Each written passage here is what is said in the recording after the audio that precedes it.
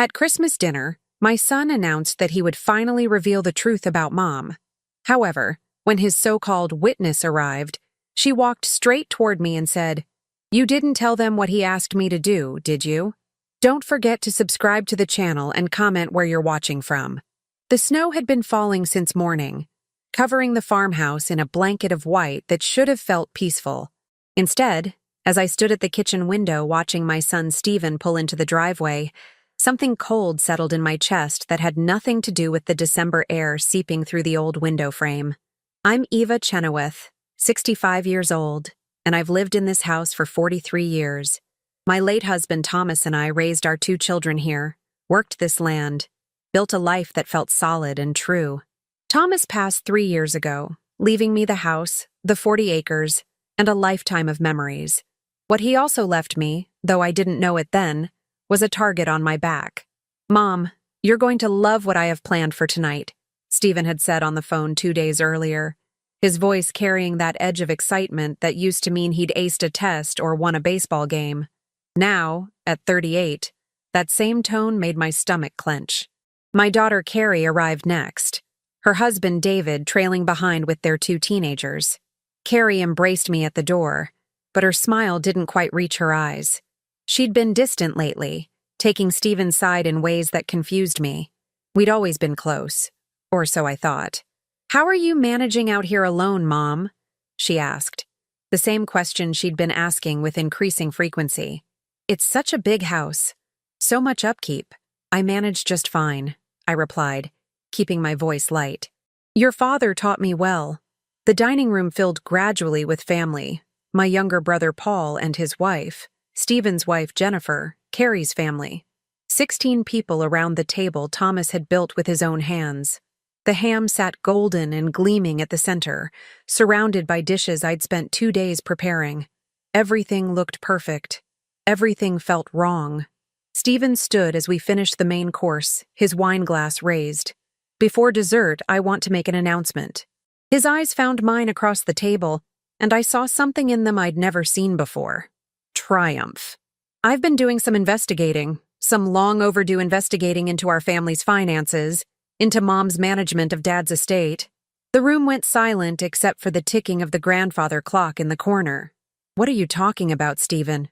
I asked quietly. "I'm talking about irregularities, Mom. Discrepancies. I'm talking about how this farm, which Dad worked his whole life to build, has somehow been refinanced. Twice. I'm talking about accounts that don't add up and decisions made without consulting the family." He pulled a folder from beneath his chair. "I've hired a forensic accountant, and tonight, I'm going to finally reveal the truth about what you've been doing." My hands remained steady on my lap, though my heart hammered. "I've managed this estate exactly as your father wished. Everything I've done has been legal and transparent." "Has it?" Stephen's smile was cruel. "Because I have a witness coming. Someone who can testify to your real activities. She'll be here any minute." Carrie shifted in her seat, but said nothing. Jennifer looked at her plate. Paul started to speak, but his wife touched his arm, silencing him. I felt the walls closing in, felt the careful life I'd built threatening to crumble. But beneath the fear, something else stirred. A cold anger at being ambushed in my own home, at my own table, on Christmas Day. The doorbell rang. Stephen jumped up, his face flushed with excitement. "That'll be her now. Everyone stay seated. This won't take long." I heard voices in the hallway, Stephen's confident tones mixing with a woman's voice I didn't recognize. Then footsteps approaching the dining room.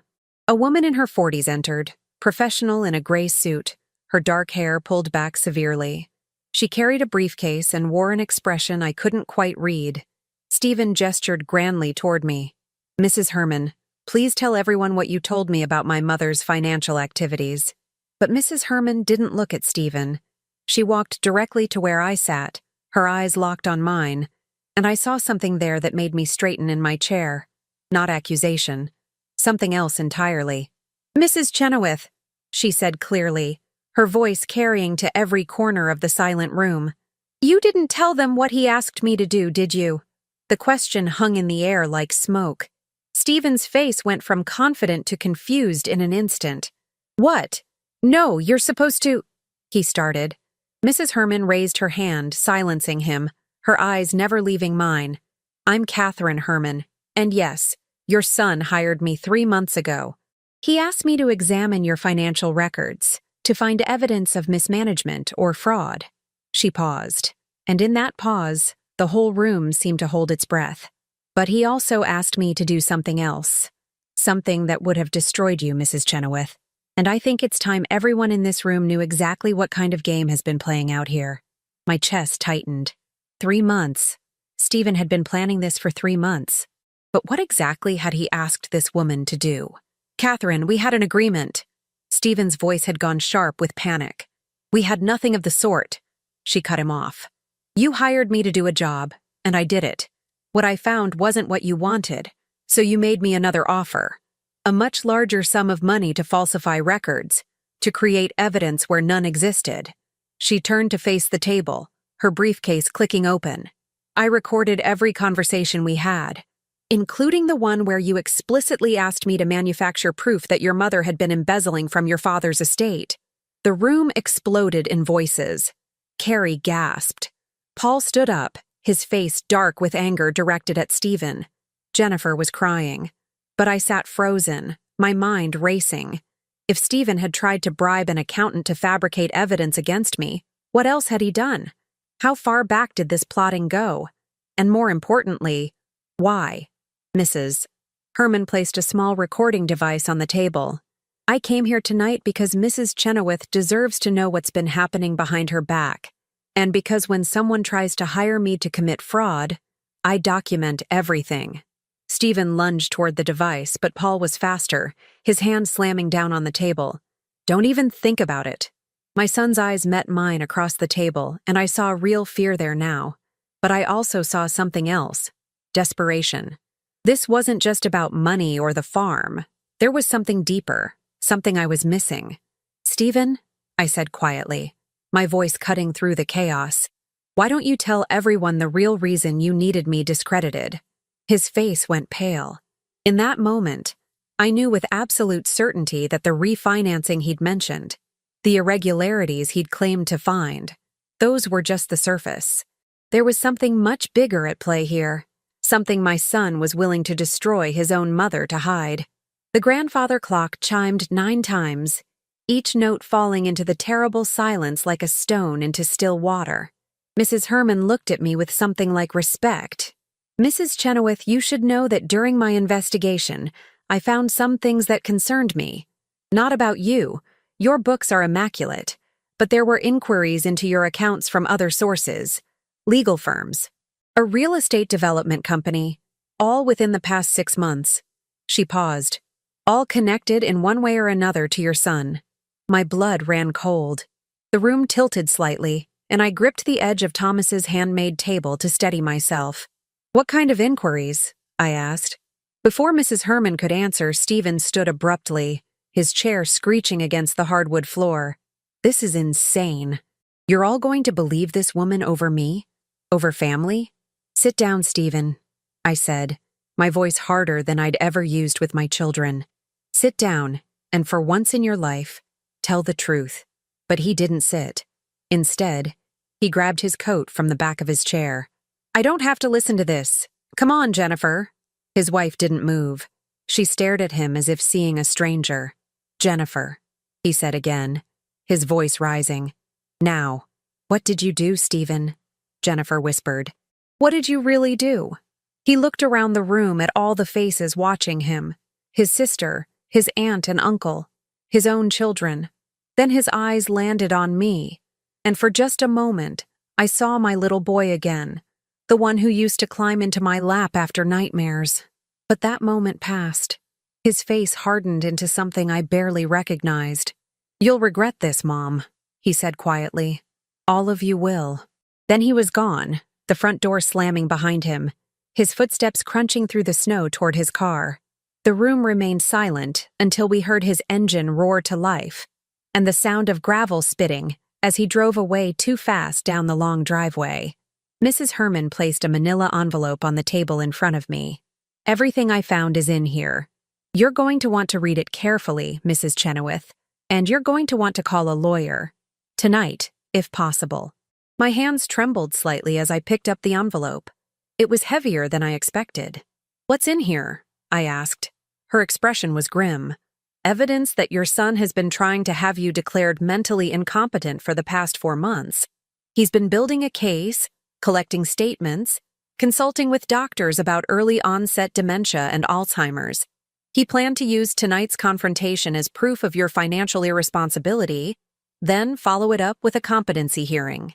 If he'd succeeded, he would have gained control of your estate, including this farm." The words hit me like physical blows. My own son, my firstborn. But why? Carrie's voice was small, broken. Why would he do this? Mrs. Herman's next words changed everything. "Because this farm sits on top of one of the largest natural gas deposits in the county. And your brother signed an exploratory rights agreement with Apex Energy Development 6 months ago. An agreement that would be worth millions in signing bonuses and royalties. The only problem is, he doesn't own the land. Your mother does." The envelope slipped from my fingers, papers spilling across the Christmas tablecloth like fallen leaves. And in that moment, sitting in the house my husband built, surrounded by the ruins of what should have been a family celebration, I realized that the real mystery was just beginning. I didn't sleep that night. How could I? Every time I closed my eyes, I saw Stephen's face twisted with that strange mixture of desperation and rage. My son, the baby I'd nursed through colic and croup, the boy I'd taught to ride a bike, the young man who'd cried at his father's funeral. By 4 a.m, I was at the kitchen table with Mrs. Herman's envelope spread before me like a dissection, each document revealing another layer of betrayal. The exploratory rights agreement bore Stephen's signature, dated 6 months ago, just 3 months after Thomas's death. But what caught my attention was the clause about anticipated property acquisition. He'd signed away rights to land he didn't own, promising Apex Energy Development that he'd secure title within 12 months. The penalty for failure? $2 million. My hands shook as I set down that particular page. Stephen didn't have $2 million. He barely had $20,000 in savings, according to the financial disclosure forms I'd helped him complete for a business loan last year. If he couldn't deliver this property, he'd be ruined. But that didn't explain everything. I pulled out my laptop. Thomas had insisted I learn to use one, bless him, and started searching. Apex Energy Development. Natural gas deposits. County property records. 3 hours later, as weak winter sunlight began filtering through the kitchen windows, I'd pieced together a picture that made my blood run cold. Apex had approached Stephen directly, not through me. They'd done their geological surveys without my knowledge or permission, drilling test wells on the northwestern boundary where the property line was disputed with the Harrison farm next door. Stephen must have given them access, claiming some authority he didn't have. The doorbell rang at 7:30, making me jump. Through the window, I saw Carrie's car in the driveway. She looked terrible when I opened the door, eyes red and swollen, her usual careful makeup absent. "Mom, I'm so sorry. I should have known something was wrong." I pulled her inside, out of the cold. "Come in. There's coffee." We sat at the kitchen table, the documents still spread between us like evidence at a crime scene. Carrie picked up the Apex agreement with trembling fingers. "He told me you were confused," she said quietly, "that you'd been making poor financial decisions since Dad died. He said the farm was falling apart, that you'd taken out loans you couldn't repay. He showed me bank statements that seemed to prove it." "Forged," I said. Mrs. Herman confirmed it. "Everything Stephen has been telling you was a lie designed to make you doubt me." Carrie's face crumpled. "I believed him. My own brother. And I never questioned." She stopped, wiping her eyes. "David kept saying something felt off, but I told him Stephen wouldn't lie about something this serious." I reached across the table and squeezed her hand. "He's your brother. Of course you believed him. What are we going to do?" Before I could answer, my phone buzzed. An unknown number. I almost didn't answer, but something made me pick up. "Mrs. Chenoweth?" A man's voice, smooth and professional. "This is Richard Vance from Prestige Legal Services. I represent your son, Stephen Chenoweth. He's asked me to inform you that he's filing for an emergency competency evaluation. Given last night's erratic behavior and your documented financial irregularities, He believes immediate intervention is necessary for your own protection. My mouth went dry. Last night's erratic behavior? Your client tried to frame me with falsified evidence. That's not how Mr. Chenoweth describes the events. He claims you became hostile and irrational when confronted with legitimate concerns about your mental state. He has witnesses who will testify to your confusion and paranoia. Witnesses who were at that dinner saw Stephen try to hire someone to commit fraud. A pause. Mrs. Herman's testimony won't be admissible, I'm afraid. Attorney-client privilege. She wasn't his attorney. She was his accountant. Nevertheless, we'll be filing the petition this afternoon. The hearing is scheduled for next Wednesday. I'd suggest you retain counsel, Mrs. Chenoweth. Good day. The line went dead. Carrie was staring at me, her face pale. He's really doing it. Even after last night, he's still going through with it. I felt something harden inside me, like steel cooling into shape. Stephen thought I was just an old woman, confused and vulnerable. He'd counted on my silence, my politeness, my reluctance to fight my own child. He'd miscalculated. Carrie, I need you to do something for me. Go home and write down everything Stephen told you over the past 6 months. Every conversation about my supposed confusion, every document he showed you. Dates, times, exact words if you can remember them. Why? Because he's been planning this for months, and he's been recruiting allies. I need to know who else he's approached, what story he's been telling, and what proof he thinks he has. After Carrie left, I called Paul. My younger brother answered on the first ring, his voice tight with anger. Eva, I've been up all night. This is insane. Stephen always was ambitious, but this… Paul, I need your help. Can you ask around town?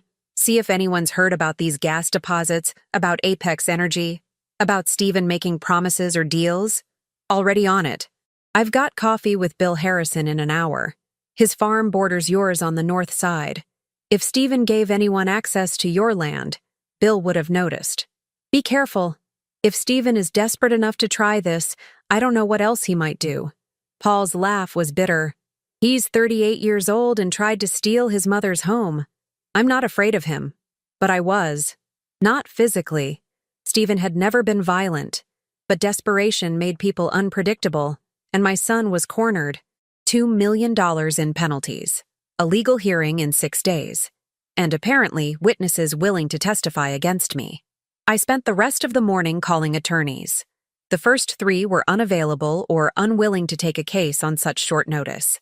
The fourth, Darlene Donovan, a sharp-voiced woman in her 50s, listened to my story without interruption. Do you have the recording Mrs. Herman made? She asked. She gave me a copy. Good. Bring everything to my office this afternoon. 2 o'clock. And Mrs. Chenoweth? Don't talk to anyone about this case without me present. Not your son, not his lawyer, not anyone who claims they're just trying to help. By noon, Paul called back. His voice was grim. Bill Harrison says Stephen approached him 4 months ago, asking to lease access across Harrison's land to reach your northwest property line. Offered him $5,000 cash for 3 months of access. Bill turned him down, said it felt shady, but he saw trucks and equipment up there anyway. Drilling rigs, he thinks. Without my permission, on my land. That's trespassing. And if they drilled test wells, that's destruction of property. Eva, you could press charges. Not yet. I need to understand the whole picture first. But the picture was getting clearer and uglier by the hour. Stephen hadn't just signed a bad deal with Apex Energy. He'd actively helped them conduct illegal surveys on my property, presumably in exchange for promises about the eventual payout. He'd built his entire financial future on land he didn't own and had no legal claim to. And when I hadn't conveniently died or handed over the deed, he'd decided to take it by force. The meeting with Darlene Donovan was efficient and thorough. She listened to Mrs. Herman's recordings, examined every document, and made notes in a leather portfolio. Your son has made several mistakes, she said finally. First, trying to bribe a forensic accountant who turned out to have ethics. Second, conducting the confrontation in front of witnesses who clearly support you. Third, moving forward with a competency hearing when you're obviously lucid and capable. So we can fight this? We can. But Eva, may I call you Eva? I need you to understand something. Competency hearings are ugly. They'll drag up every mistake you've made in the past 3 years. Every forgotten appointment, every bill paid late, every moment of grief or confusion after your husband died. They'll twist your mourning into dementia and your independence into incompetence. I understand. I'm not sure you do. Darlene's eyes were serious. They'll bring in doctors who've never met you to testify about age-related cognitive decline. They'll imply you're being manipulated, that your brother and daughter are taking advantage of you. They'll make you feel like you're the one on trial. I am on trial. My son is trying to declare me mentally incompetent so he can steal my home. Darlene smiled slightly. Good. Hold on to that clarity. We're going to need it. As I drove home in the gathering dusk, my phone rang again. Jennifer, Stephen's wife. Eva, please don't hang up. I'm listening. I didn't know. I swear I didn't know what he was planning. He told me the gas deposit thing was legitimate, that you'd agreed to it but were confused about the details. Her voice broke. I should have questioned it. I should have talked to you. Where's Stephen now? I don't know. He came home last night, packed a bag, and left. He won't answer my calls. Eva, I found something in his office. Papers he didn't take with him. I think you need to see them. What kind of papers? Emails. Lots of them. Between Stephen and someone at Apex Energy. They're talking about contingency plans. What to do if you wouldn't cooperate. There's mention of a medical facility, a place for... She stopped, unable to continue. My hands tightened on the steering wheel. For people with dementia? Yes. Eva. They'd already picked out the place. They had a room reserved. This wasn't just about getting control of the farm. They were planning to actually commit you somewhere. The road blurred in front of me. I pulled over, breathing hard. Jennifer, I need you to photograph every page of those emails and send them to me. Then put the originals somewhere safe. Not in your house, somewhere Stephen can't find them. I'm so sorry. I should have... You're helping now. That's what matters. But as I sat in my car on the side of the country road, snow beginning to fall again, I felt the full weight of what I was facing. This wasn't just about money or property rights. Stephen had been prepared to lock me away, to steal not just my home but my freedom, my autonomy, my very life. And somewhere out there, he was planning his next move. My phone buzzed with incoming messages, the photographs Jennifer had promised. I scrolled through them, my stomach churning with each new revelation. The last email made my blood run cold. It was dated 2 days ago, sent from an Apex Energy executive named Howard Pritchett. If Wednesday's hearing doesn't go our way, we proceed to Plan B. The property is too valuable to lose over one stubborn old woman. Do what needs to be done. I sat in the dark car, watching snow accumulate on the windshield, and realized that the fight for my home had become something much more dangerous. My son wasn't just trying to steal from me anymore. He was being pressured by people with millions of dollars at stake, and they'd just given him permission to do whatever it took. I didn't go home that night. Instead, I drove to Paul's house and showed him the emails Jennifer had sent. We sat at his kitchen table while his wife made coffee neither of us would drink, and I watched my brother's face darken with each message he read. Ava, this is a threat. Do what needs to be done? That's not legal maneuvering. That's something else entirely. He looked up at me, fear evident in his eyes. You need to go to the police. And tell them what? That my son's business partners sent a vaguely worded email? Paul, they'll say I'm paranoid. That I'm exactly what Stephen claims. A confused old woman seeing conspiracies everywhere. Then what are you going to do? I thought about that question for a long time. What was I going to do? I was 65 years old, facing my own son in a legal battle that could cost me everything. Smart people would have told me to settle, to negotiate, to give Stephen enough to make this nightmare go away. But I kept thinking about Thomas, about the 43 years we'd spent building this life, this farm, this legacy, about the way he'd held my hand in those final weeks and made me promise to be strong, to hold on to what we'd created. I'm going to find out exactly what Stephen has done, I said finally. Every deal, every lie, every person he's convinced to stand against me.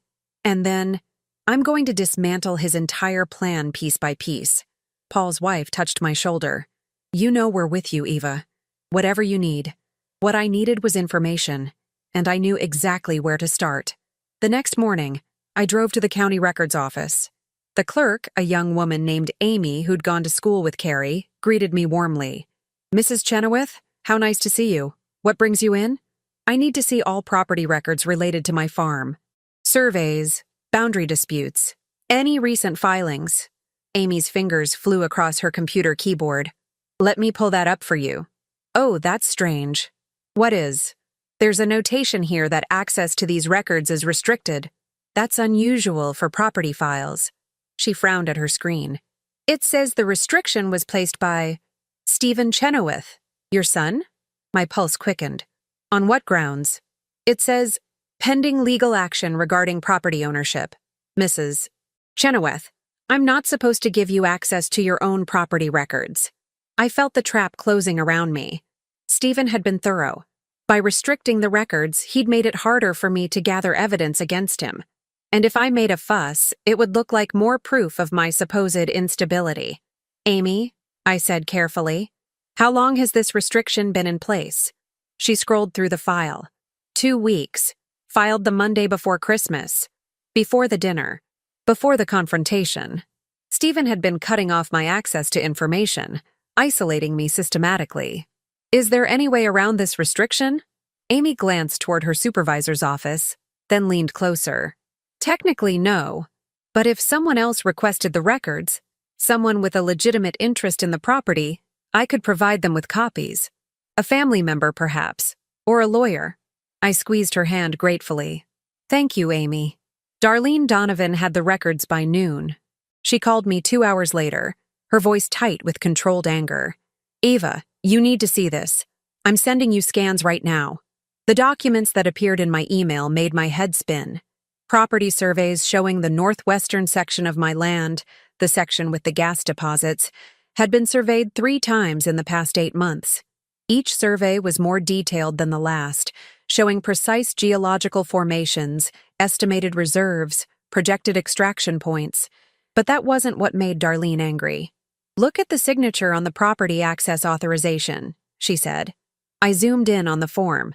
The signature read, "Eva Chenoweth," but it wasn't my handwriting. He forged my signature, multiple times, and used it to grant Apex Energy access to your land for geological surveys. "Eva, this is fraud. Criminal fraud. We can take this to the district attorney." "Not yet." My mind was racing. "If we go to the DA now, Stephen will claim I'm retaliating against him for trying to help me. He'll say I'm confused, that I did sign those forms and simply don't remember. We need more. More than forged documents? We need to know who else is involved. Who at Apex Energy is driving this? What other promises Stephen has made?" Darlene was silent for a moment. "You're playing a dangerous game. I'm playing the only game I can win."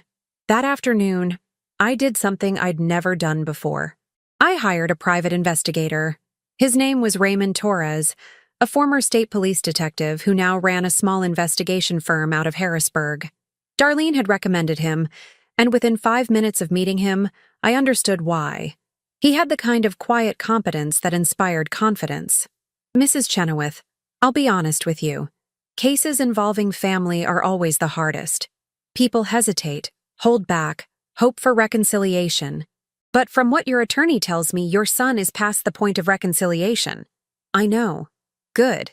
Then let's find out exactly what he's been doing." Raymond started with Stephen's financial records, what he could access legally: bank accounts, credit cards, property holdings. Within 24 hours, he called me with his first findings. "Your son is drowning in debt. Credit cards maxed out, 2 personal loans in default, a business loan that's about to be called. He's been living well beyond his means for at least 2 years, probably longer. How much does he owe? North of $300,000. And that's not counting the $2 million penalty from Apex if he can't deliver your property." Raymond paused. "Mrs. Chenoweth, desperate people do desperate things. You need to be very careful." But careful wasn't enough, as I discovered that evening. I'd returned home just after dark, exhausted from 2 days of investigation and preparation. The house felt cold despite the heating, empty in a way it hadn't felt even after Thomas died. I was in the kitchen making tea when I heard it, the distinctive creak of the back porch step. Someone was outside. My phone was in my purse across the room. The nearest door was the one someone was apparently trying to open. I grabbed the heaviest thing within reach, Thomas's old iron skillet, and pressed myself against the wall. The doorknob turned slowly. The lock clicked. Someone had a key. The door swung open and a figure stepped inside, silhouetted against the porch light. "Mom?" "Carrie." I nearly collapsed with relief. "For heaven's sake, you scared me half to death. What are you doing sneaking in the back door?" My daughter looked terrible, worse than she had 2 days ago. Her eyes were wild, her hair disheveled. I didn't want anyone to see my car out front. "Mom, we need to talk. Something's happened." I put the kettle on while Carrie paced my kitchen like a caged animal. "David got a call today, from Richard Vance, Stephen's lawyer. He offered David $20,000 to testify at Wednesday's hearing." My hands stilled on the teapot. "Testify about what?" "About your mental state. About times you've supposedly been confused or forgetful. David said he was supposed to describe incidents that never happened, things Vance fed him, told him to memorize." Carrie's voice broke. "He offered my husband money to lie about you in court." "What did David say?" "He told Vance to go to—" She stopped herself. He refused, angrily. "But Mom, if they approached David, how many other people did they approach? How many said yes?" The question hung between us like poison gas.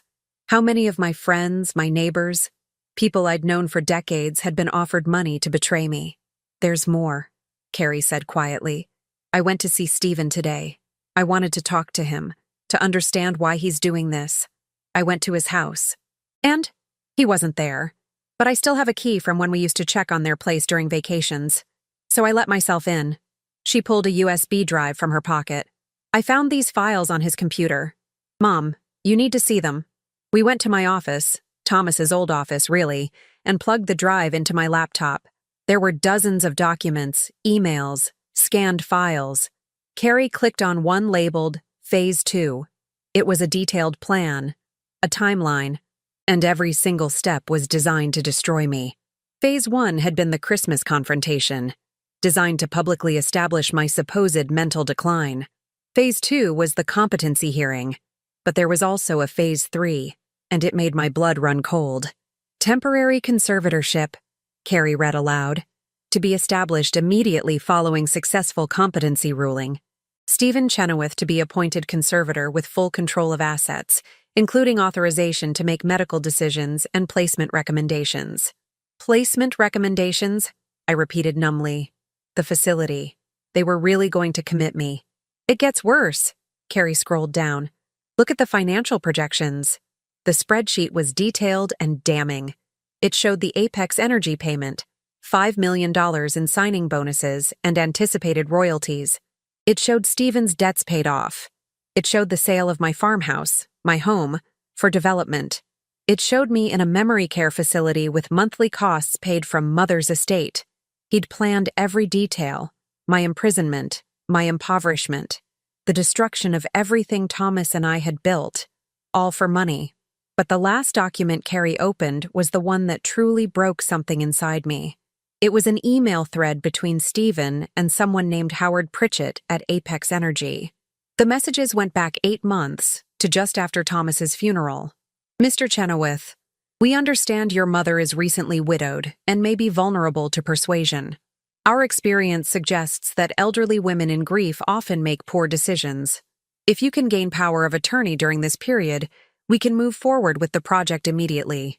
Stephen's response: "My mother is stronger than she looks, but she trusts me. Give me 6 months." 6 months. He'd been planning this since Thomas died. Since the day we buried my husband, Stephen had been calculating how to steal from me. I felt Carrie's hand on my shoulder, but I couldn't speak, couldn't move. Another email, dated 3 months ago. "The window is closing, Stephen. Your mother is recovering from her grief, becoming more engaged with the property. If we don't act soon, we'll lose our opportunity. Consider accelerated measures." Stephen's reply: "I understand. Proceeding with competency strategy. We'll have doctors' evaluations by month's end." Doctors' evaluations. I'd never seen any doctors for evaluations, which meant, "He's been paying doctors to write reports about you," Carrie said, her voice shaking, "without ever examining you. Mom, this is more than fraud. This is criminal conspiracy." The final email was dated yesterday, after the Christmas disaster, after Mrs. Herman's betrayal of his plan. It was from Pritchett to Stephen. "Your incompetence has jeopardized a $5 million project. We've invested considerable resources based on your assurances. The hearing Wednesday is your last chance. If you cannot deliver, you will face the full consequences of your breach of contract. And I assure you, Mr. Chenoweth, those consequences extend far beyond financial penalties. You've made promises to very serious people. I suggest you keep them." Carrie and I stared at the screen in silence. "Mom," she finally said, "Stephen isn't just desperate, he's trapped. These people, Apex Energy, they're threatening him. That doesn't excuse what he's done." "No, but it explains it. He's in over his head with dangerous people, and he saw you as his way out." She looked at me, tears streaming down her face. "I'm so sorry. I should have seen it. Should have protected you." I pulled my daughter into my arms, and for a moment, we were just a mother and child crying together in a dark office. But then I pulled back, wiping my eyes. "How many people know you took these files?" "No one." Stephen's laptop was in sleep mode. I copied everything and left. "I don't think he'll know." "Good, because we can't let him find out what we know. Not yet." "What are you going to do?" I looked at the screen, at the evidence of my son's betrayal displayed in cold, clinical detail. "I'm going to let him think he still has a chance. Let him walk into that hearing Wednesday thinking he holds all the cards." I met Carrie's eyes. "And then I'm going to show him exactly what a stubborn old woman can do when someone threatens her home." My phone rang. Unknown number. Against my better judgment, I answered. The voice on the other end was smooth, cultured, and absolutely terrifying in its calm certainty. "Mrs. Chenoweth, my name is Howard Pritchett. I believe it's time we had a conversation." "Mrs. Chenoweth?" Howard Pritchett's voice was patient, as if he had all the time in the world. "Are you still there?" I gestured frantically for Carrie to stay quiet. "I'm here." "Good. I was concerned when you didn't answer immediately. I understand you've been under considerable stress lately." The false sympathy in his voice made my skin crawl. "I think it's time we spoke directly, without intermediaries. Your son has made this situation far more complicated than it needed to be. My son broke into my property records, forged my signature, and tried to have me declared incompetent. I'd say he's made it plenty complicated." A soft chuckle. "Yes, Stephen does have a talent for making messes, which is why I'm calling you directly. Mrs. Chenoweth, let me be frank. Apex Energy Development has invested significant resources in the geological surveys of your property. We've identified deposits worth potentially $40 million over the next decade. Your son promised us access, but clearly he overstepped his authority. He had no authority. It's my land." "Precisely. Which is why I'm proposing we bypass Stephen entirely and deal directly with you. A fair market agreement, generous terms, immediate signing bonus of $1 million. You keep your home, your independence, and gain financial security. Everyone wins." It sounded reasonable, almost tempting, which made it dangerous. "And what happens to Stephen?" "That's between him and his creditors. Not your concern. He's my son. He's a man who tried to steal from you." Pritchett's voice hardened slightly. "Mrs. Chenoweth, I'm offering you a solution, but this offer expires at midnight tonight. After that, we proceed with our existing agreement with Stephen. The competency hearing moves forward, and I promise you, we have the resources to make sure it goes exactly as planned." "You're threatening me." "I'm presenting facts. We have 4 doctors prepared to testify about age-related cognitive decline in elderly women. We have witnesses who will describe incidents of confusion and poor judgment. We have financial records showing questionable decisions. And we have a very sympathetic narrative. A grieving widow manipulated by her own family in need of protection." He paused. "Do you really want to fight this, Eva? At your age?" My hands were shaking, but I kept my voice steady. "I'll think about it. You have until midnight. I'll call back for your answer." The line went dead. Carrie was staring at me, her face pale. "Mom, what are we going to do?" "We're going to find out exactly what resources Pritchett has." I called Darlene Donovan, despite the late hour. She answered immediately. "Eva, what's wrong?" I explained the call, Pritchett's offer, his threats. Darlene was silent for a long moment. "He's running scared," she said finally. "If he had a solid case, he wouldn't be offering you deals. He'd just crush you in court. The fact that he called means something spooked him. Mrs. Herman's testimony? Possibly. Or someone else got cold feet. But Ava, you need to understand, these corporate legal teams are ruthless. If they've lined up 4 doctors and multiple witnesses, they have the budget to make this extremely painful for you. So what do I do? First, don't accept anything. Second, let me make some calls. Third, get some sleep. You're going to need your strength for what's coming." But sleep was impossible. Carrie stayed with me that night. Both of us camped in the living room with every light on and the doors locked. At some point around 2 in the morning, exhausted and wired on coffee, I started looking through the old photo albums Thomas had kept. There we were on our wedding day, impossibly young. There was Stephen as a baby, Carrie as a toddler, birthday parties, Christmas mornings, graduations, a lifetime of memories contained in fading photographs. "Mom?" Carrie's voice was soft. "Do you ever regret it? Staying here on the farm? You could have done anything. You were so smart." "I chose this life," I said. "Your father, this land, raising you and Stephen. I have no regrets about those choices. Even now? Especially now. Because this farm isn't just property, Carrie. It's 43 years of your father's sweat and love. It's every morning he woke before dawn to work the fields. It's every fence he mended, every roof he repaired, every tree he planted thinking about the grandchildren who'd climb them someday." My voice broke. "I won't let Stephen erase that. I won't let strangers dig up this land and walk away with millions while erasing everything your father built." Carrie took my hand. "Then we fight. Then we fight." Darlene called at 7 in the morning. "Eva, we have a problem. A serious one." My stomach dropped. "What now?" "I've been served with a motion to have me removed as your counsel. Apex Energy's lawyers are claiming conflict of interest. That I've advised you to reject a generous settlement offer that would be in your best interest, and that I'm acting out of my own financial motivation rather than your welfare. That's ridiculous. It's strategic. If they can get me removed, you'll have to find new counsel 3 days before the hearing. No attorney worth their salt can prepare a competency defense in 3 days. Darlene's voice was grim. They're trying to make sure you walk into that courtroom alone and unprepared. Can they actually do this? They're filing it as an emergency motion. The judge will hear it tomorrow morning. Eva, I'll fight this, but you need to prepare for the possibility that I won't be able to represent you Wednesday. After she hung up, I sat in my kitchen feeling the walls close in. Every direction I turned, another obstacle appeared. Every move I made, they countered with something worse. Raymond Torres arrived at 9 with more bad news. "Mrs. Chenoweth, I've identified 3 of the witnesses Stephen's team has lined up, all people you know, all claiming to have observed incidents of confusion or erratic behavior over the past year. Who? Janet Miller, who works at the grocery store.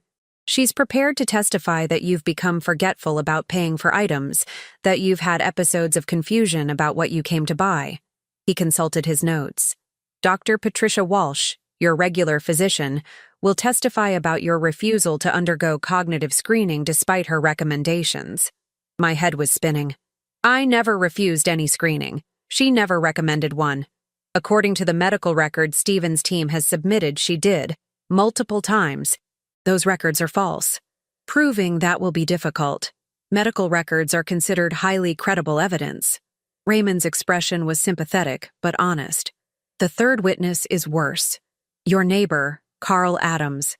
He claims you've been experiencing paranoid delusions, that you've accused him of trespassing and spying on you without cause." Carl Adams. I felt cold. His brother works for Apex Energy Development. I saw it on their website when I was researching the company, which explains his cooperation. "Mrs. Chenoweth, they've built a very convincing case. These aren't random strangers. They're people you interact with regularly. people who seem credible. A judge will have a hard time dismissing their testimony as lies. So what do we do? Raymond leaned forward. We find the truth behind each claim. Janet Miller, why would she testify against you? What's her motivation? Dr. Walsh, where did those false medical records come from? Carl Adams, can we prove the connection to Apex Energy? But Eva, I'm not going to lie to you. This is going to be extremely difficult. We have 2 days. After Raymond left, I did something I hadn't done since Thomas died. I walked out to the barn, the old barn he'd rebuilt 20 years ago, and just stood there in the cold morning air, breathing. Thomas used to say that land had memory, that if you stood still and quiet enough, you could feel the weight of all the lives that had touched a place. His grandfather had farmed here, his father, then Thomas himself, and I'd been the caretaker of all that history for 3 years. I thought about giving up, taking Pritchett's offer, securing the money, letting them tear up the land. At 65, wasn't I entitled to make the easy choice? But then I thought about Thomas's face in those final weeks, the way he'd gripped my hand and made me promise to be strong. And I knew I couldn't do it, couldn't surrender, couldn't let Stephen and his corporate partners win. My phone rang. Paul. Eva, turn on the news. Channel 7. Now. I ran back to the house and flipped on the television. The local news anchor was mid-sentence, raising questions about the company's practices. Sources tell us that Apex Energy Development has been the subject of multiple investigations in other states for fraudulent land acquisitions, including allegations of forgery, bribery, and intimidation of elderly property owners. The screen showed a photograph of Howard Pritchett outside a courthouse somewhere, his face hard and cold. Apex Energy was forced to pay a $6 million settlement last year in Montana after being caught forging signatures on mineral rights agreements. The company denies any wrongdoing but has faced similar allegations in Wyoming, North Dakota, and now, potentially, here in Pennsylvania. I stared at the screen, my mind racing. This changes everything, Paul said on the phone. If you can prove they have a pattern of targeting elderly women, I need to call Darlene, right now. But before I could dial, someone knocked on my front door, hard, insistent. Through the window, I saw a police car in my driveway. My heart hammered as I opened the door to find Sheriff Tom Bradley standing on my porch, his expression apologetic and uncomfortable. Mrs. Chenoweth, I'm sorry to bother you, but I need to ask you some questions. About what? About Stephen, your son. He filed a report last night claiming you've been making threatening phone calls, that you've become increasingly aggressive and paranoid. He's requesting a wellness check and psychological evaluation. The trap was springing shut. They weren't waiting for the hearing. They were moving now, using the police to establish a record of my supposed instability. Tom, you've known me for 20 years. Do I seem aggressive or paranoid to you? His face was miserable. Eva, I don't want to do this, but it's an official complaint. I have to follow protocol, and there's something else. He pulled out a document. There's also a temporary restraining order. You're not to contact Stephen or attempt to go near his residence. Violation would result in immediate arrest. He's isolating me, making it impossible for me to defend myself. I'm just doing my job. But Tom's eyes said he knew something was wrong. Eva, if you're in trouble, if someone's pressuring you or threatening you, you can tell me. That's my job too. I wanted to tell him everything. But what could Tom do against corporate lawyers and forged documents and a system designed to protect people from their elderly parents? I'm fine, Tom. But thank you. After he left, I called Darlene again. She listened to everything. The news report about Apex Energy, the police visit, the restraining order. They're escalating faster than I expected, she said. Which means we need to move faster too. Eva, I need you to write down everything you remember about Stephen's behavior over the past year. Every conversation, every visit, every request he made. Can you do that? Yes. Good. And Eva? Lock your doors. Don't open them for anyone you don't absolutely trust. These people are getting desperate. And desperate people are dangerous. I spent the rest of the day writing, remembering, documenting. The times Stephen had asked for financial information. The visits where he'd seemed more interested in my filing cabinets than in me. The subtle ways he'd questioned my memory, my judgment, my decisions. It was all there, looking back. I'd just been too trusting to see it. At 8 that evening, Carrie called. Her voice was shaking. "Mom, someone broke into our house. They took my laptop, the one with the backup files I copied from Stephen's computer. They went straight to my office, didn't touch anything else. Just took the laptop and left." My blood ran cold. "Did you call the police?" "They just left. Said it looks like a professional job. No signs of forced entry, no prints, nothing missing but the laptop." She paused. "Mom, how did they know? How did they know I had those files?" "I don't know. But Carrie, you need to be very careful. These people are—" My words were cut off by the sound of breaking glass. Someone had thrown a rock through my kitchen window. Taped to it was a note in cut-out magazine letters, like something from a bad movie. "Accept the offer or face the consequences." I stood there, glass crunching under my feet, holding that threatening note, and felt something fundamental shift inside me. They wanted me scared, wanted me to feel helpless and alone. But standing there in my broken kitchen, in the house Thomas and I had made our home, I felt something else entirely. Rage. Cold, clear, focused rage. I picked up my phone and called Howard Pritchett's number. He answered on the first ring. "Mrs. Chenoweth, I was expecting your call earlier. I have an answer to your offer," I said, my voice steady and cold. "And the answer is no. I will never sign over my land to you or anyone else. And if you or your people come near my family or my property again, I will make it my life's mission to expose everything you've done. Every forged signature, every bribed witness, every threat. Do you understand me?" Silence. Then quietly, "You're making a terrible mistake." "No, Mr. Pritchett. You made the mistake when you tried to steal from me. See you in court." I hung up and stood there, shaking but triumphant. Then my phone rang again. A text message from an unknown number. It was a photograph. Taken tonight, judging by the darkness. It showed Carrie's house, her children's bedroom window. The message below read, "You should have taken the deal." I called Carrie immediately. "Get the children and go to Paul's house. Right now. Don't pack. Don't wait. Just go." "Mom, what's wrong?" "They sent me a picture of your children's bedroom window. Taken tonight." My voice was shaking now, the rage giving way to fear. "Carrie, these people are threatening your babies. Go. Now."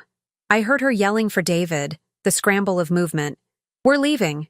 "Mom, what are you going to do?" What I should have done from the beginning. "I'm going to finish this." After I hung up, I sat in my broken kitchen and did something I hadn't done in years. I prayed. Not for victory or revenge, but for wisdom. For the strength to protect my family. For the clarity to see the path forward. Then I called Raymond Torres. "I need you to do something for me. Tonight. And I need you to trust me even though what I'm asking sounds insane. I'm listening. I need you to get a message to Stephen. Tell him I want to meet.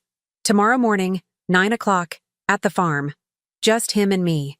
No lawyers, no witnesses. Tell him I'm ready to negotiate a settlement." Raymond was silent for a moment. "Eva, after everything that's happened—" "I know, but trust me. Can you do it?" "I can. But what are you planning?" "To show my son exactly who his mother is."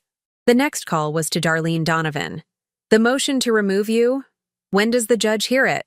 8 o'clock tomorrow morning. "Can you stall it? Keep them tied up in that courtroom as long as possible?" "Probably. But Eva, what are you thinking?" "I'm thinking that while they're focused on removing you as my attorney, they won't be watching what I'm doing." "Darlene, do you trust me?" "Against my better judgment, yes." "Then buy me time. As much as you can." My final call was to Catherine Herman, the accountant who'd started this entire chain of events by refusing to falsify my records. "Mrs. Herman, I need your help. One more time." "What do you need?" "Everything you have on Apex Energy Development. Every document, every recording, every piece of evidence about their practices. And I need you at my farm tomorrow morning at 9:30. "Mrs. Chenoweth, what are you planning?" "I'm planning to win." I didn't sleep at all that night. Instead, I worked. I gathered every document, every photograph, every piece of evidence I'd collected over the past week. I organized them into folders, labeled and indexed. Thomas had taught me to be meticulous, and tonight, that training would save me. But I also did something else. Something Thomas had shown me years ago when we'd first bought the farm and discovered the old recording system the previous owners had installed in the barn for monitoring livestock. The system still worked, and it covered more than just the barn. At 8:15 the next morning, my phone rang. Darlene. "They're stalling the motion," she said. Apex Energy's lawyers showed up with a stack of new filings. The judge is furious but has to hear them. I can probably keep this going until 11, maybe noon. That's perfect. Thank you, Darlene. At 8:45, Raymond called. Stephen took the bait. He's on his way. Eva, please be careful. He's desperate and probably cornered. I know. That's what I'm counting on. At exactly 9 o'clock, Stephen's car pulled into the driveway. I watched from the kitchen window as my son climbed out, his face haggard and drawn. He'd aged 10 years in a week. I opened the door before he could knock. Mom, his voice cracked. I didn't think you'd really agree to meet. Come in, Stephen. Let's talk. We sat at the kitchen table, the same table where he'd tried to destroy me just a week ago. He wouldn't meet my eyes. I know you're angry, he started. I know I've made mistakes. Mistakes? I kept my voice calm. Stephen, you tried to have me declared incompetent. You forged my signature. You conspired with criminals to steal my home. Those aren't mistakes. Those are crimes. I was desperate. You don't understand the pressure I was under, the debts, the threats from Apex. Oh, I understand perfectly. You got in over your head with bad people, and instead of asking your family for help, you decided to sacrifice me to save yourself. I leaned forward. But here's what you don't understand, Stephen. I know everything. Every forged document, every bribed witness, every threat. I know about the Montana lawsuit, the Wyoming investigation, the pattern of fraud. I know Pritchett has been threatening you. I know about the $2 million penalty. I know everything. His face went white. How? Because I'm not the confused old woman you thought I was. I'm your mother. And I taught you better than this. Stephen put his head in his hands. For a moment, he was 5 years old again, caught in a lie about a broken window. What do you want from me? He whispered. The truth. All of it. Every detail of your agreement with Apex Energy. Every person who's been paid to testify against me. Everything Pritchett has threatened you with. I want it all, Stephen. And I want it now. I can't. They'll destroy me. The penalty clause alone. They're going to destroy you anyway. Don't you see that? Once they get my land, you're worthless to them. They'll take everything and leave you to drown in debt. I reached across the table and took his hand. But if you tell me the truth, right now, I can help you. Not by giving you my land, but by helping you find a way out that doesn't involve sacrificing your mother. He looked at me then, really looked at me, and I saw the moment he broke. I'm sorry, he sobbed. I'm so sorry, Mom. I never meant for it to go this far. It started so small, just a meeting with Pritchett about the mineral rights. He made it sound so simple, so legal, but then he wanted more, and I'd already taken money from him. And then there were contracts and threats, and I didn't know how to stop it. Tell me everything, I said gently. Start from the beginning. And he did. For the next 20 minutes, Stephen told me everything. The initial meeting with Pritchett 3 weeks after Thomas's funeral, the geological reports showing the gas deposits, the offer of easy money that quickly turned into demands and threats, the forged documents he'd signed thinking they were just formalities. The moment he realized he'd gotten himself into something criminal but felt too trapped to escape. They threatened Jennifer, he said finally, last week. They said if I didn't deliver the property by the end of the year, they'd make sure she was implicated in the fraud, that she could lose her nursing license, go to prison. I couldn't let that happen to her. So you decided to let it happen to me instead? He flinched. I thought I could control it. I thought if I could just get power of attorney, I could sign the deal and then, I don't know, make it up to you somehow. Give you part of the money. I wasn't thinking straight. No. You weren't. I stood up. But we're going to fix this. Stay here. I walked to my office and returned with a document and a pen. This is a full confession. Everything you just told me, written down. You're going to sign it. Mom, I can't. If this gets out, it's already out, Stephen. The district attorney received an anonymous package last week containing evidence of Apex Energy's fraudulent practices in Pennsylvania, including forged documents bearing my signature. They're opening a criminal investigation as we speak. His face went gray. You sent them evidence against me? I sent them evidence against Apex Energy. Whether you're charged depends entirely on what you do in the next 5 minutes. I pushed the confession toward him. Sign this, and you become a witness against them instead of a co-conspirator. Refuse, and you go down with them. His hand trembled as he picked up the pen. There's something else you should know, I said quietly. This entire conversation has been recorded, audio and video. The system covers this whole room. Stephen's eyes went wide. He looked up at the corners of the ceiling, searching for cameras he'd never noticed in his childhood home. Why? He whispered. Because I needed the truth, and I knew you'd never give it to me in front of lawyers or in a courtroom. But here, just the two of us, you'd tell me everything. I sat back down, and now I have it. Every confession, every detail, every admission of what Apex Energy made you do. Sign the confession, Stephen, or that recording goes straight to Pritchett, and he'll know you've betrayed him. It was a bluff. I'd never send evidence to criminals. But Stephen didn't know that. He signed. At 9:30 exactly, Catherine Herman arrived. I'd asked her to come late deliberately after Stephen's confession. She brought with her something I hadn't expected. FBI agents. Mrs. Chenoweth, one of them said, showing his badge. I'm Special Agent David Park. We've been investigating Apex Energy development for interstate fraud for 6 months. Mrs. Herman contacted us when she realized the scope of what they were trying to do here. I handed him Stephen's signed confession. I believe this will help your investigation. Agent Park read it quickly, his expression hardening. Mr. Chenoweth, we're going to need you to come with us. We have a lot to discuss. Stephen looked at me, terrified. Mom, tell them everything, I said firmly. The whole truth. It's your only way out of this. As they led Stephen to their car, another vehicle pulled into my driveway. Howard Pritchett, flanked by 2 lawyers. He climbed out, his face a mask of false concern. Eva, I heard you were meeting with Stephen. I wanted to make sure you weren't being pressured. Mr. Pritchett, Agent Park interrupted, stepping forward. I'm Special Agent David Park, FBI. I have some questions about your company's activities in Pennsylvania, Montana, Wyoming, and North Dakota. Specifically, regarding your practice of targeting elderly property owners for fraudulent mineral rights agreements. Pritchett's mask slipped. I don't know what you're talking about. Then you won't mind coming to our field office to discuss it. We have quite a bit of evidence to show you. Agent Park nodded to his partner, who stepped forward with handcuffs. Howard Pritchett, you're under arrest for conspiracy to commit fraud, forgery, and interstate racketeering. I watched from my porch as they read Pritchett his rights and loaded him into their vehicle. His lawyers were shouting about warrants and rights and lawsuits. But the FBI agents were calm and professional. Catherine Herman stood beside me. How did you know to call the FBI?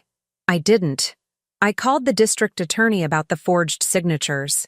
But when I researched Apex Energy, I found complaints filed with federal agencies going back 3 years. I assumed someone was already investigating. I just helped move things along. She smiled. You're a remarkable woman, Mrs. Chenoweth. I'm a mother protecting her home. That's all. But there was one more confrontation coming, and this one would be the hardest. At 10:30, Sheriff Tom Bradley arrived with a court summons. The competency hearing was still scheduled for 2 o'clock. Tom, thank you for bringing this personally. Ava, I wanted you to know, Judge Herman called me this morning. There's been some motion filed by your attorney, but Apex Energy's lawyers are insisting the hearing go forward. He looked uncomfortable. They're saying if it's canceled now, it looks like you used improper influence. It's fine, Tom. I'll be there at 2 o'clock. Are you sure? After everything that's happened? I'm sure. I want that hearing. I want it on the record that I'm perfectly competent to manage my own affairs. The courthouse was packed. Word had spread about the FBI arrests that morning, and apparently half the county wanted to see what would happen next. Carrie and Paul were there, sitting in the front row. Jennifer sat alone in the back, looking lost and broken. Darlene Donovan met me at the entrance. "Eva, you should know, the witnesses are all here. Janet Miller, Dr. Walsh, Carl Adams. They're still planning to testify against you. Good. Let them." The judge, Helen Herman, no relation to Catherine or Carl, called the hearing to order at 2:15. Stephen's lawyer, Richard Vance, stood to make his opening statement. But before he could speak, Darlene stood. "Your Honor, I have new evidence that fundamentally changes the nature of these proceedings. Evidence that only came to light this morning." "Objection," Vance said immediately. "This is clearly a delaying tactic." "Overruled," Judge Herman said. "Ms. Donovan, what evidence?" Darlene placed a thick folder on the judge's bench. Signed confession from Stephen Chenoweth, admitting that he conspired with Apex Energy Development to fabricate evidence of his mother's incompetence. Recordings of conversations where corporate executives discussed strategies for forcing elderly property owners to sign over mineral rights. And testimony from FBI agents who arrested Howard Pritchett this morning for fraud and racketeering. The courtroom erupted. Vance was shouting objections. People in the gallery were talking over each other. Judge Herman's gavel came down hard. "Order! Everyone sit down and be quiet." When the room finally settled, the judge looked at me. "Mrs. Chenoweth, would you like to address the court?" I stood slowly, feeling every one of my 65 years.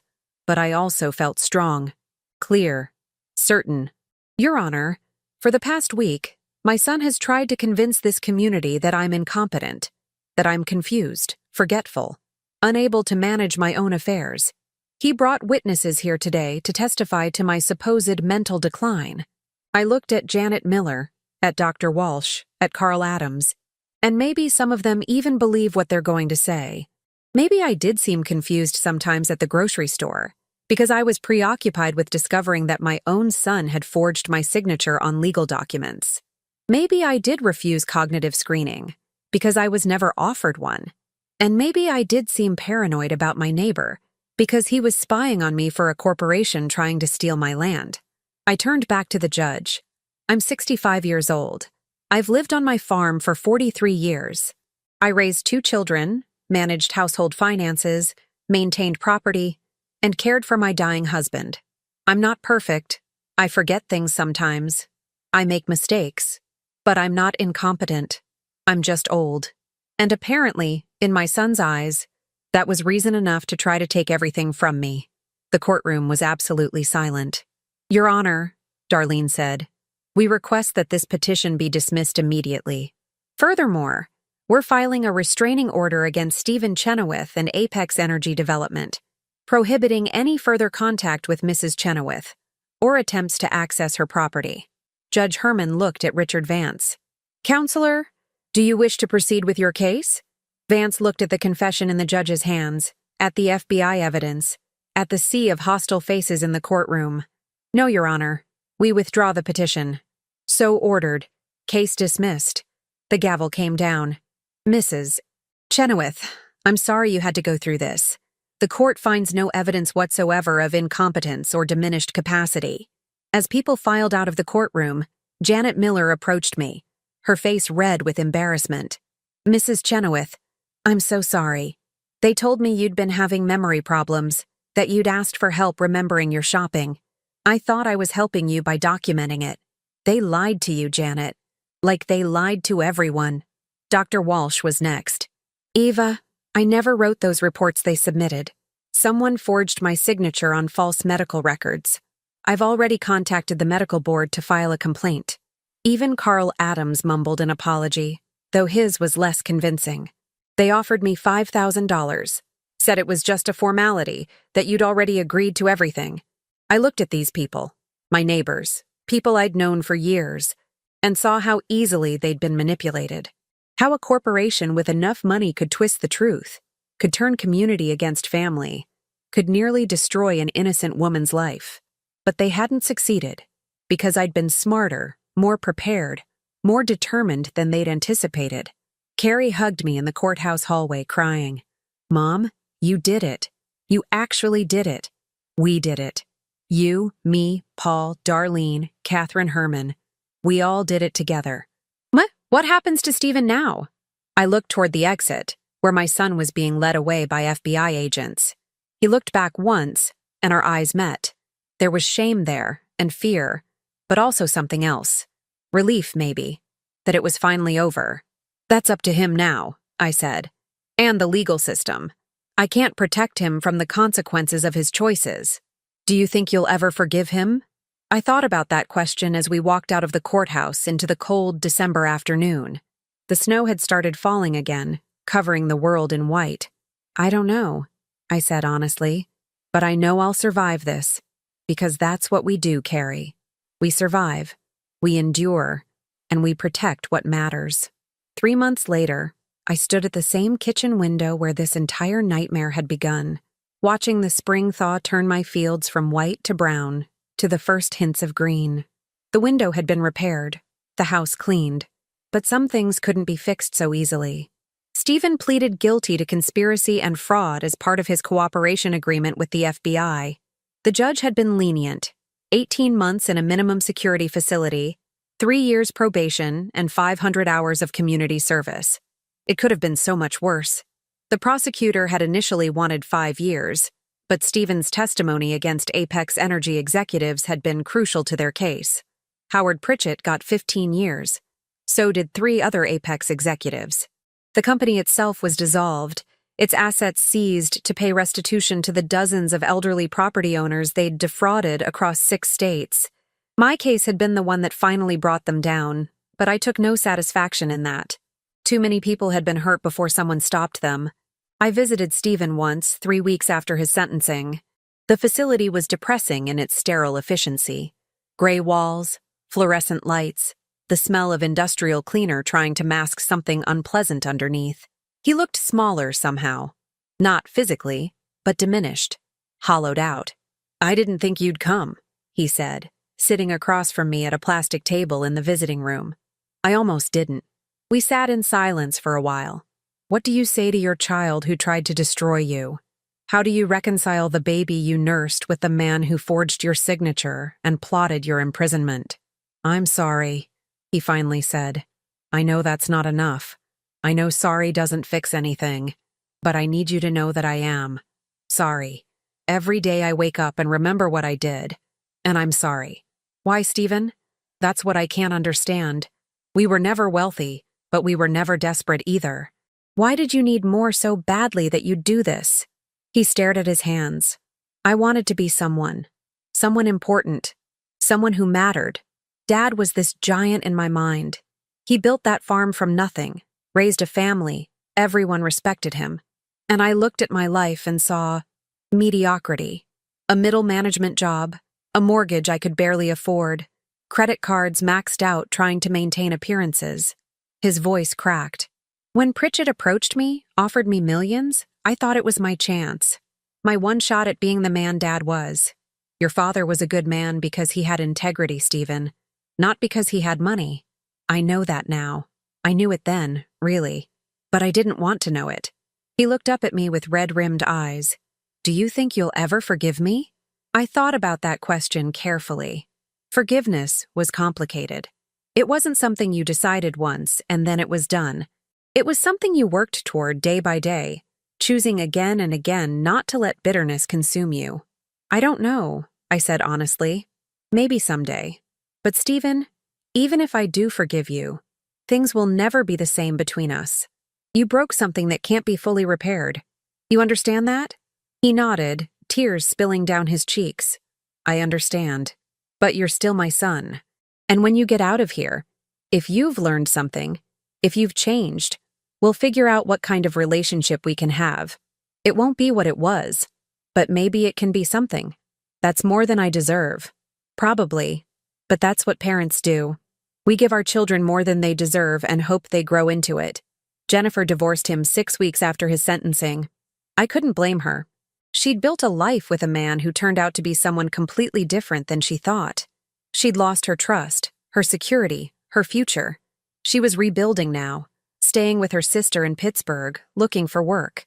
I sent her money once, anonymously through Carrie, knowing she'd never accept it if she knew it came from me.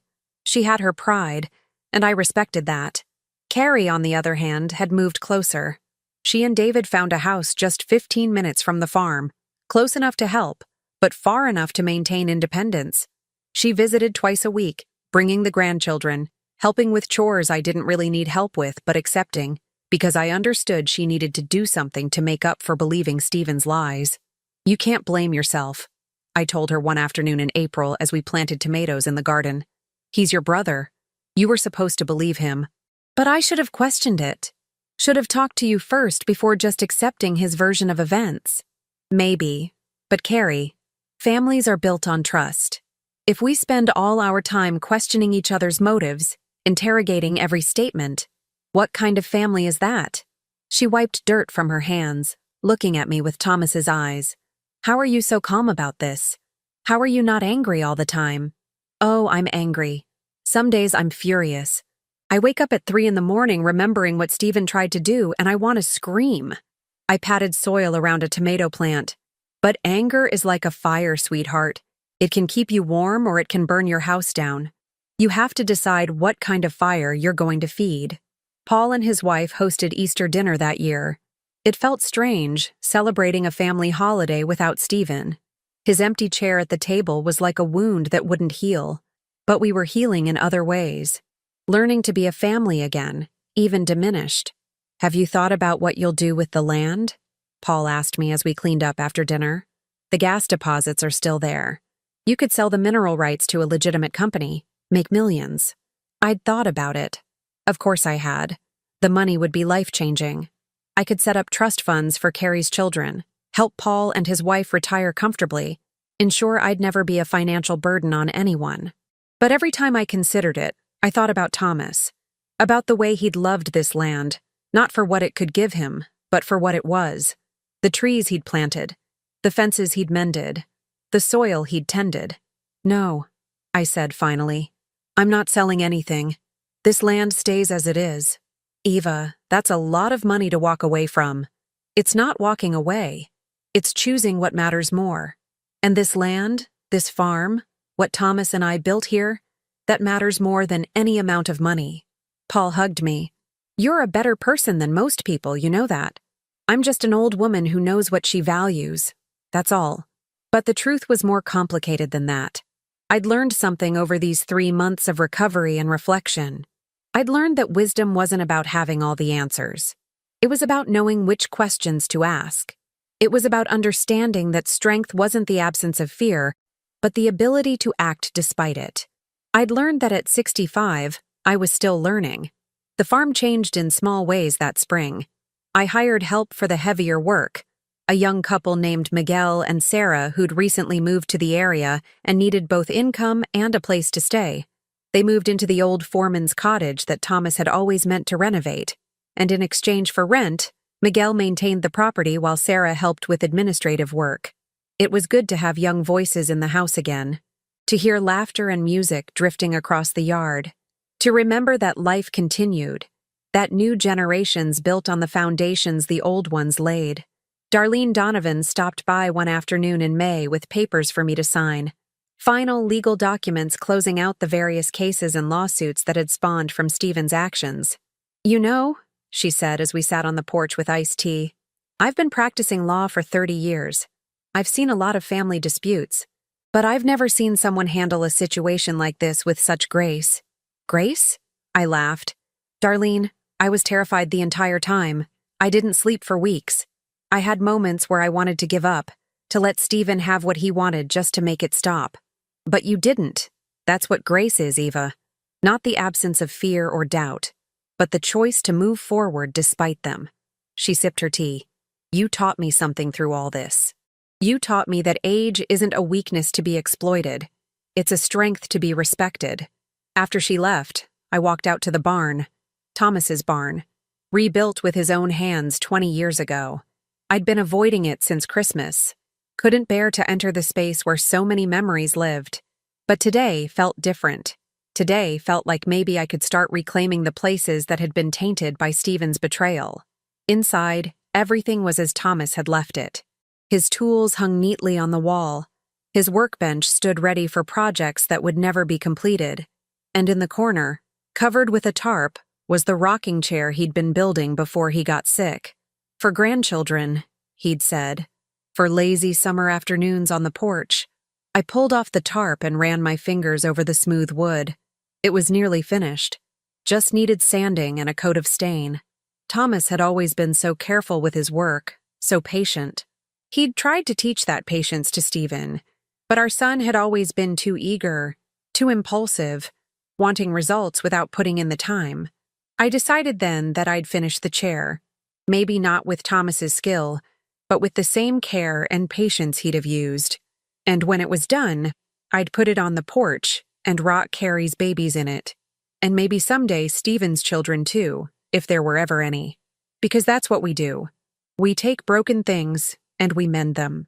We take darkness and we find light. We take betrayal and we slowly, painfully, build back toward trust. June brought Raymond Torres back to the farm. He'd finished his investigation and compiled a final report, though most of it had already been submitted to various law enforcement agencies.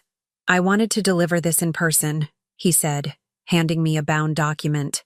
And I wanted to tell you that in 20 years of investigation work, I've never met anyone quite like you, Mrs. Chenoweth. Is that a compliment or a complaint? He smiled. Definitely a compliment. Most people in your situation would have crumbled. They'd have accepted the settlement, signed over the property, anything to make the pressure stop. But you stood your ground. I had help. A lot of help. You had people willing to help because they believed in you. That's not luck, Ava. That's character. He stood to leave, then paused. What will you do now? With the farm? With your life? The same thing I've always done. Live, work, take care of what matters. Maybe be a little more careful about who I trust. I walked him to his car. But not too careful. Trust is what makes us human. Fear is what makes us prisoners. Catherine Herman came by in July with her own goodbye. She'd accepted a position in Chicago, leaving Pennsylvania behind for new opportunities. I'll never forget you, she said as we said our farewells. When Stephen first hired me, I thought it was just another routine audit. I never expected to end up in the middle of a federal investigation, testifying against a major corporation, helping bring down a conspiracy. She laughed. You made my life very interesting, Mrs. Chenoweth. I'm sorry about that. Don't be.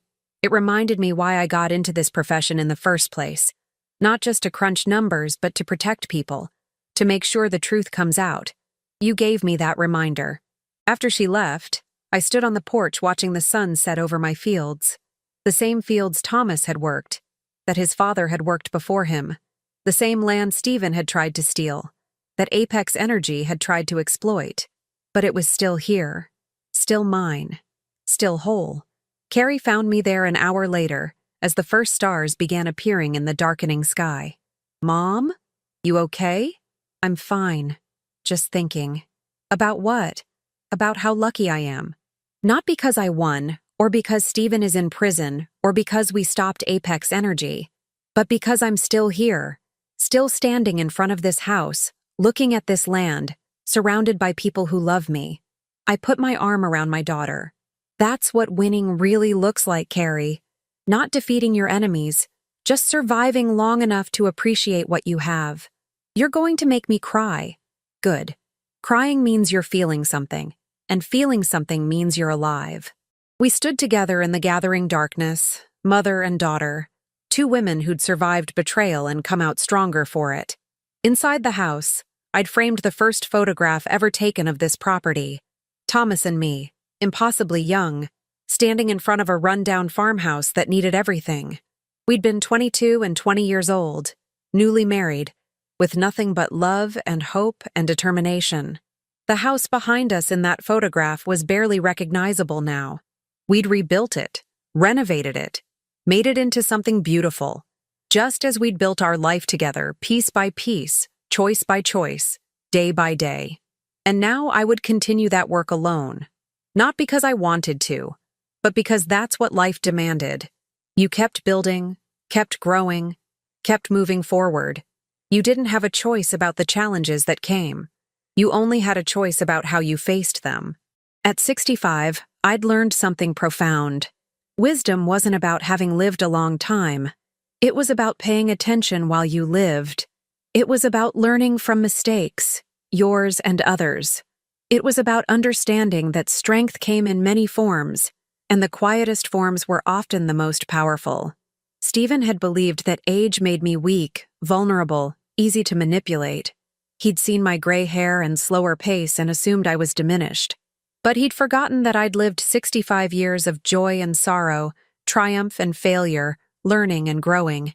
He'd forgotten that those years had taught me things he couldn't begin to understand about patience, strategy, and the long game. He'd underestimated me because I was old, and that had been his greatest mistake. As autumn approached and the fields turned gold, I found myself thinking about Thomas more, missing him less painfully, but more deeply, if that made sense. The sharp grief had faded into something gentler, a constant presence, like background music you stopped noticing but would miss if it disappeared. I finished his rocking chair in September, stained it the honey oak color he'd preferred, added a cushion Carrie sewed from fabric that matched the porch curtains, and on the first cool evening of fall, I sat in it with a blanket over my lap and rocked slowly, remembering. The farm would endure. Maybe Carrie would take it over someday, or maybe one of her children would develop a love for this land. Maybe it would eventually pass to strangers who'd never know the love and sweat and tears that had built it. But for now, it was mine. My responsibility, my burden, my joy. And I would protect it. Not with lawyers or lawsuits or clever strategies, though I'd learned I was capable of those things when necessary. I would protect it by living on it, by tending it, by being the kind of person Thomas had believed I was, strong enough to face whatever came, wise enough to know when to fight and when to let go, loving enough to forgive even the deepest betrayals. That was the final lesson, really, the one that had taken me 65 years and almost losing everything to learn. Real strength wasn't about winning. It was about enduring, about standing up after being knocked down, about choosing hope over bitterness, love over hate, wisdom over revenge. Stephen would get out of prison in a year or so, and when he did, I'd be here. Not waiting for him exactly, but not closing the door completely either, because he was still my son, despite everything, and because I'd learned that the capacity to forgive was its own kind of strength. The rocking chair creaked gently as I moved, a sound that would become familiar over the coming years, a sound of peace, of contentment, of a life well lived and hard won. I was 65 years old, an old woman, by most measures, but I'd never felt more powerful, more certain, more alive, because I'd learned the truth that young people didn't understand, that Stephen had failed to see. Age wasn't weakness, experience wasn't obsolescence, and a stubborn old woman with wisdom, patience, and nothing left to lose was the most dangerous opponent anyone could face. The sun set over my farm, painting the sky in shades of gold and crimson. Tomorrow would bring new challenges, new joys, new moments to navigate, but tonight, I simply rocked in Thomas's chair, wrapped in a blanket against the autumn chill, and felt grateful. For survival, for family, for home, for the wisdom to know that I'd won not by destroying my enemies, but by refusing to let them destroy me. And that, in the end, was the only victory that truly mattered. Now tell me, what would you have done if you were in my place? Let me know in the comments. Thank you for watching, and don't forget to check out the video on your screen right now. I'm sure it will surprise you.